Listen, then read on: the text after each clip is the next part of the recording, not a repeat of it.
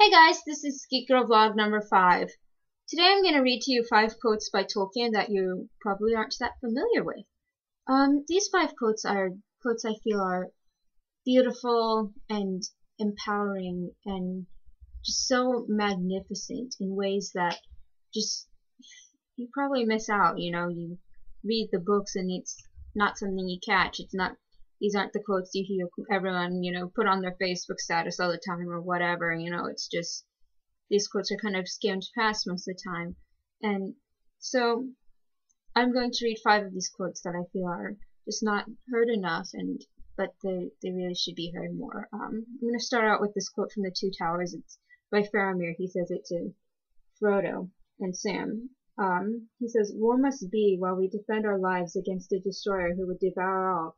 But I do not love the bright sword for its sharpness, nor the arrow for its swiftness, nor the warrior for his glory. I love only that which they defend."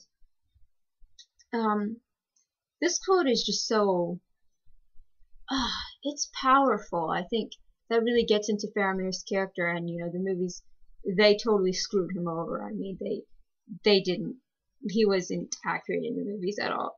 And but this just shows how Faramir's so noble, and he's not like these Superman or whatever, all these superhero movies, oh, I just want to go out and fight and be a badass and save the world. He's like, no, he's like, I believe that fighting isn't really a good thing, but I love my people and I'm willing to fight to defend my people. And I think, go Faramir. Faramir rocks. Yeah. The next quote is from The Children of Húrin. This book also is not very heard of unless you are an absolute Tolkien nerd. So you better be an absolute Tolkien nerd. He's badass.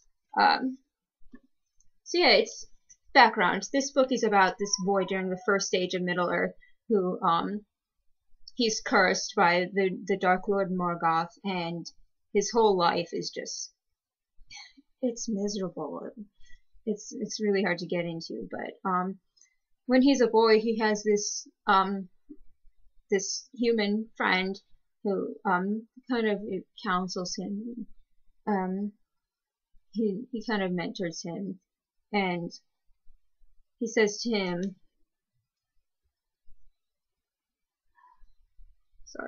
sorry, just trying to find the quote. He says, "For a man that flies from his fear may find that he is only taking a shortcut to meet it."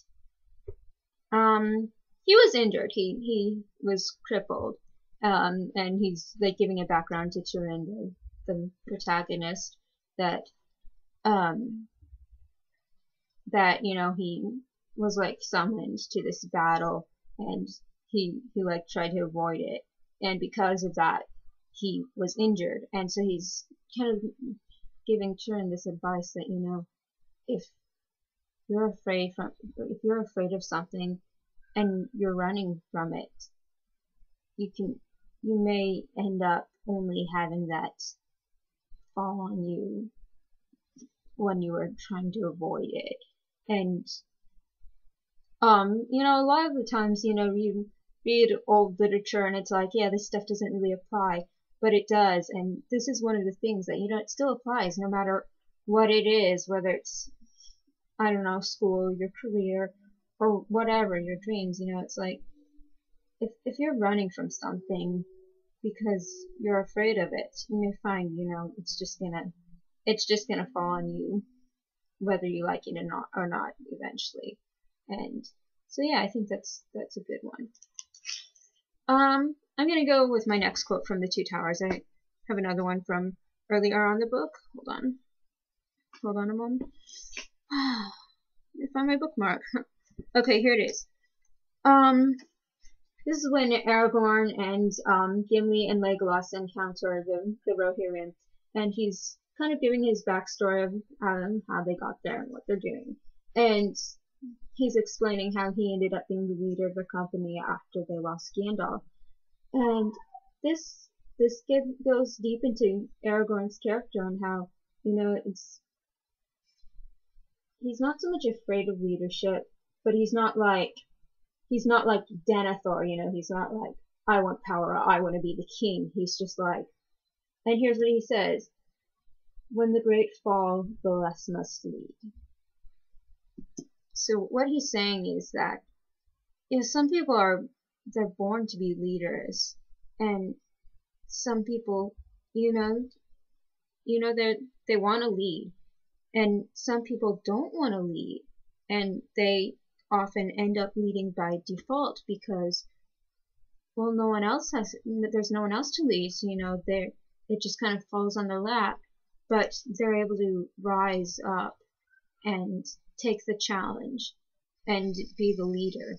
And I think that's so important, and that's really what's noble about Aragorn is he's just pure and passionate, and he cares about other people, and he leads because he has to, because both out of love and obligation, and he had Gandalf for a time, and also when that time passed, he was able to accept his own role as a leader.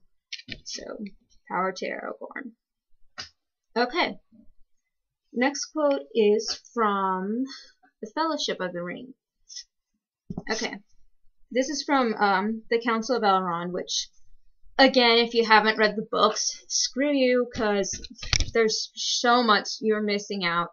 And he's giving his background on like what happened with Saruman, how he was taken captive and all that for a while, and he's giving on this dialogue with Saruman, and so he's okay. So the wizards in Middle Earth, they all had their colors, like Saruman the white, Gandalf the gray, Radagast the brown, and then the two blue wizards. And so in their dialogue, Saruman says he's now Saruman of many colors, and he's trying to say, he's above the rest. And what Saruman says is, I am Saruman the wise, Saruman ringmaker, Saruman of many colors. And Gandalf says, I looked then and saw that his robes, which had seemed white, were not so, but woven of all colors, and if he moved they shimmered and changed hue so that the eye was bewildered. I like white better, Gandalf says, speaking to Saruman. White, Saruman sneers. It serves as a beginning. White cloth may be dyed, the white page can be overwritten, and the white light can be broken.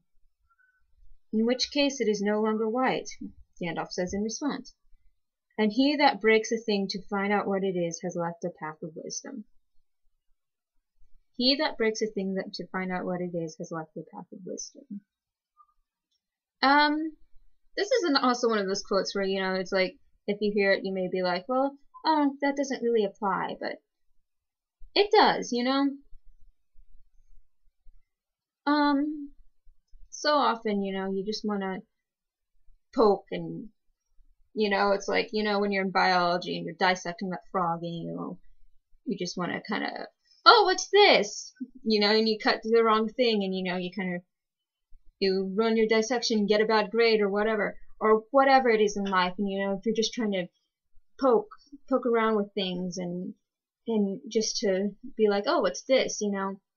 You're just gonna cause more damage, and that's not very wise. So don't do that. Stay on the path of wisdom and don't break things to find out what they are.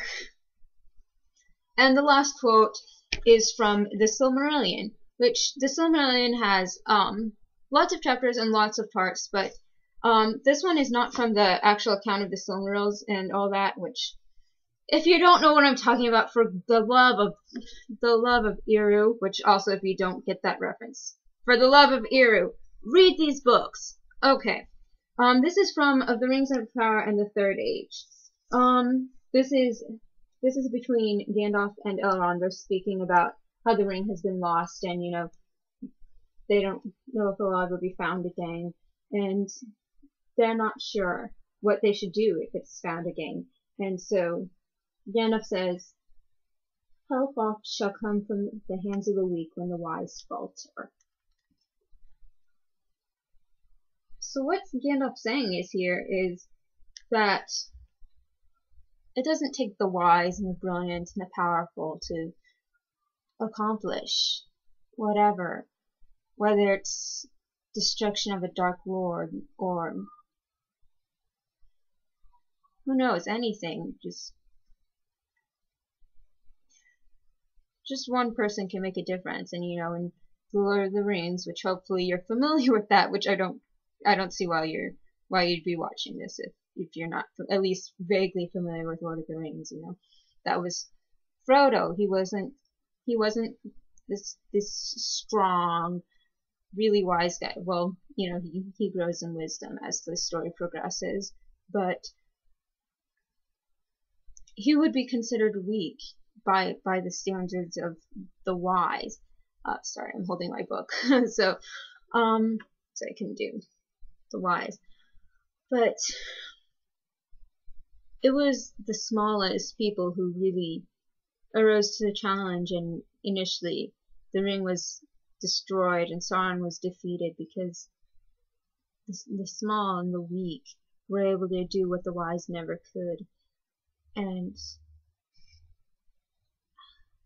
all these quotes, they're just really getting to the characters in ways you don't really see, and you know, it's another side to them. And there's so much wisdom and beauty that you miss out if you don't really read Tolkien, or if you skim through just, you know, oh, you look through what's similar to the movies so you can tell everyone, yeah, the movies are accurate. No. Read the books and take your time, examine them, find quotes that you can apply to your life. Find, I don't know, that kid in your class who's struggling with homework or whatever.